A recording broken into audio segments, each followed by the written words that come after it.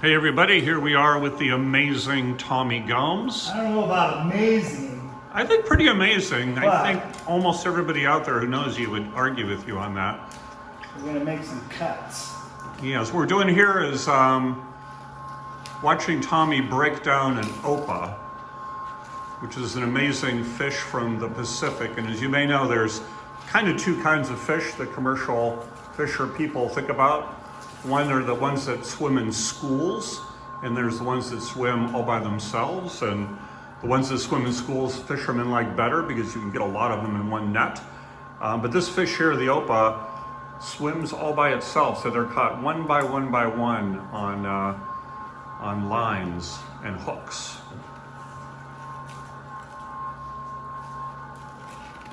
So Tommy, when these are caught, is it with like a live bait? No, they usually catch these on what's called a long line system. It's an incidental bycatch, not a targeted species. Got it. However, for the American fishermen, you can't just throw it back over the side. You have to bring it in. That would be illegal. It's just part of the rules and regulations that makes buying American seafood a little bit better. Yeah.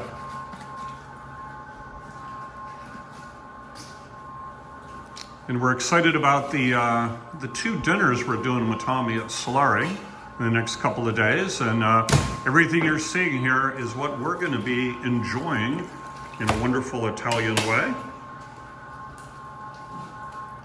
It's a beautiful, beautiful slice there. I always think this is kind of like a Dr. Seuss fish. It's just such a crazy looking fish. Right? It's like a giant barbecue potato chip. Now, one thing, Tommy, I'm sure the people are curious too. When I research it, they say it's kind of like a moonfish or a sunfish. Is that true? And is a moonfish and a sunfish the same thing? Yeah, it's the shape. Yep.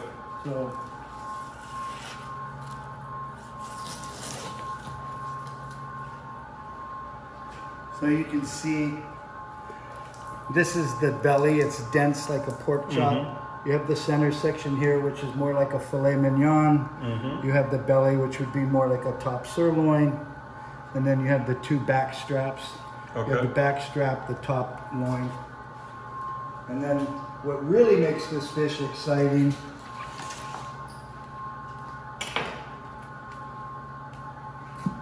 is this right here.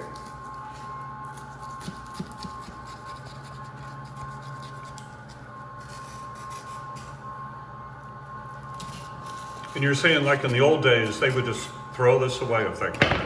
Yeah, unless you were over in Hawaii, the islanders would eat this and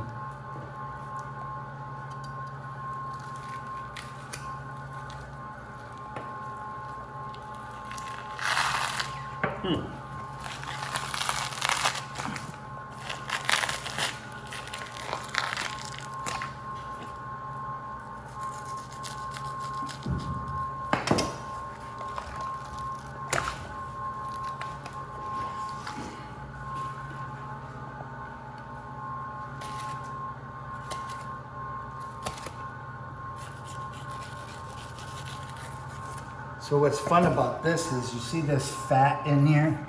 I do. All this fat Oh, right yeah. here? Mm-hmm. If you take the skin off here and here, you can cut this into strips and make chicharroni out of it. Oh, like okay, fried yeah. pig skin. It's really delicious. Wow. But this is the abductor muscle, which controls the pectoral fin that's here.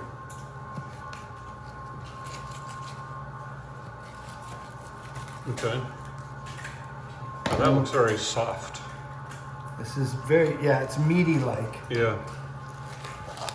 And just so you know, for the dinner, we will be, for course number 4, we will be taking advantage of this abductor muscle. So, like literally what he's holding in his hand will be prepared at Solare.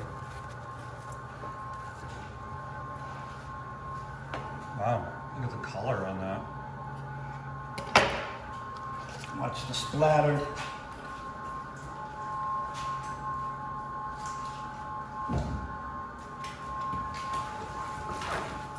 That hurt. And this Opah weighed approximately what? 300 pounds. Love it. I think this was a buck 25, 125 pounds. Wow, yeah. I'm not sure. And is that kind of a semi-normal, fully grown Opah? Yeah, along this water line, they get 60 to 125 pounds is a good size. Good. And is my memory right that this is actually a warm-blooded fish? Yeah, this is a warm-blooded species. Okay. Swims prolifically throughout our world's oceans. Now, I think your average person, including me, just assumes all fish are cold-blooded. So how many, are a lot of fish warm-blooded? Not a lot. They're finding out more and more as time goes on. Fascinating.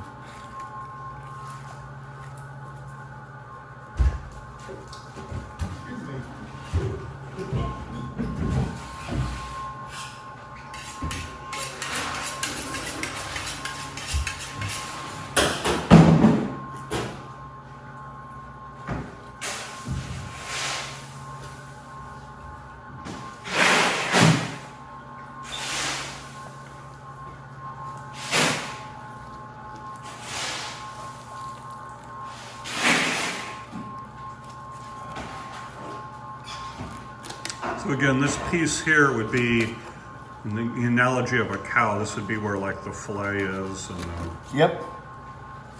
strip and the porterhouse and all that stuff.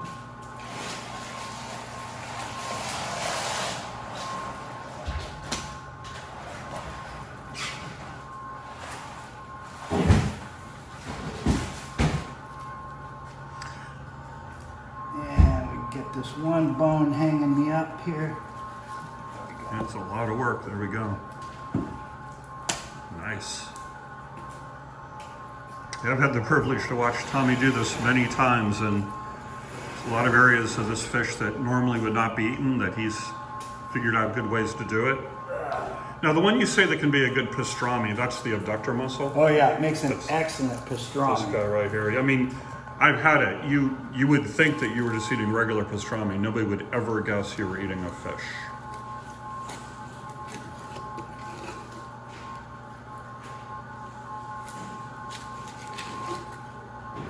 I assume the key here is an extremely sharp knife. Yeah, and luck. A lot of luck.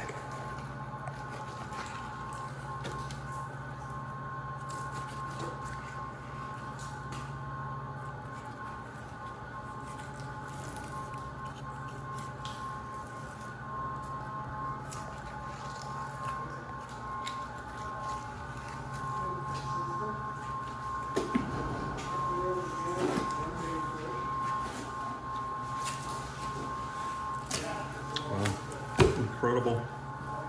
Fun stuff, right? It is. Well, watching you do it, I just can't try to think about it. If I was in your shoes, it would be not an elegant thing, I don't believe. Okay, and then we're gonna go ahead and pull out Yep. this abductor muscle again. Mm-hmm.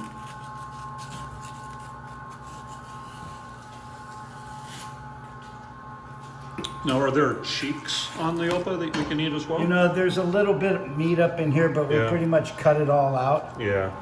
A lot of people call the abductor muscle the cheek. Okay. You would think a fish this big would have big cheeks.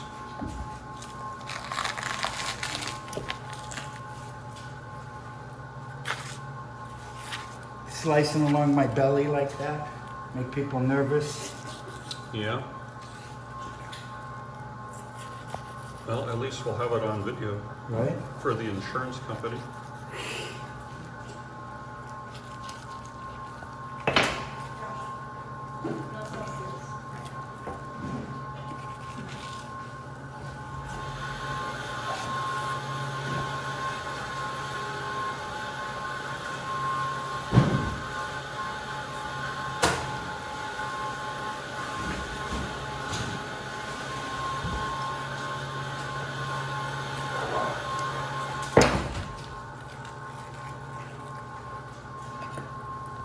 The abductor mussel. So basically for the dinner, we're going to be having from this fish, we'll be eating all of the fillet.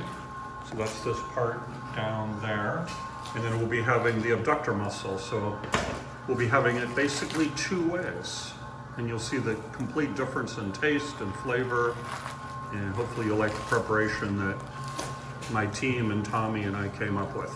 So this abductor mussel, not only pastrami and stuff, but you can grind it up and it'll take on the flavor characteristics and profile of whatever you want it to be. And one of the cool things that I found is that when grinding it up and adding Italian sausage seasoning, you make Italian sausage with it, or you can use it as a meat substitute for your spaghetti sauce. Yeah, yeah. Pretty cool.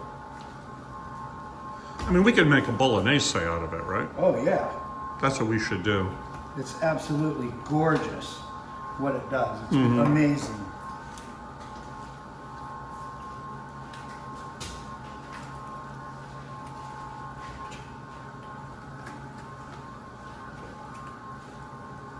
Come on out.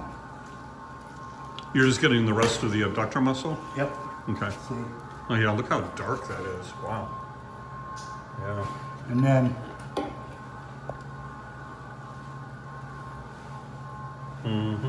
see how beautiful that is? Yeah, it is. Wow. There's a lot. And there's still plenty of fish in there. Yeah. It's just we just take the primary cuts. Yeah, yeah. Got it. That is excellent. Hey, Tommy, if you could just take maybe a moment, tell everybody about your new venture with TunaVille. It's been a labor of love, but you're in the final stretch, right? Yeah, we're in the final stretch and we're down here at Chula Seafood. We're right next door, TunaVille Grocers and Market. We'll be working hand in hand with Chula Seafood down here, supplying local San Diego restaurants and people great quality local seafood. We've named it TunaVille because in honor of the neighborhood and the men and women of the tuna fishing industry here in Point Loma and Little Italy. We just wanted to give something to remember them by, and why not call it TunaVille? But we're down here at Driscoll's Wharf in beautiful Point Loma, right on the promenade. Gorgeous. Yep. Yep, come on down, check it out. Now, when I got here and walked into Chula Seafood, right next door there's like construction people, look like architect kind of folks. That's your place, right? Yeah, that's my spot. And Nice. upstairs is going to be the Seafood Education Nutritional Center. We'll be doing cooking classes up there and talking to you, the general public, about what quality seafood to buy, how to buy fish, Yep. what to look for, how to cook it. It's just a piece of fish. Relax, cook it. If I can do it, anybody can do it. So, like, seriously, I have no talent in the kitchen. And so, yeah, it's going to be super fun, and it is a labor of love. We should be open. The contractors are saying October. My partner's saying December. So I'm looking forward to Valentine's Day, and we'll get going on that. But the main thing is Tuesday and Wednesday at Solare with the crew down there. It's going to be a great dinner, and I can't wait to see you all. And again, thanks everybody. Randy, the crew at Solare. We've been doing dinners a long time, so one more in the books coming up. Yep. And then for your venture, I assume the best way for people to stay abreast would be following you on Instagram. You have a great Instagram presence. Tommy the Fishmonger, right? Yep. Follow me there, and hopefully we'll be up and running soon. Well, thank you so much for letting us watch you do this. You're a master, and we'll see you soon. Thanks, you guys. We'll see you. Bye.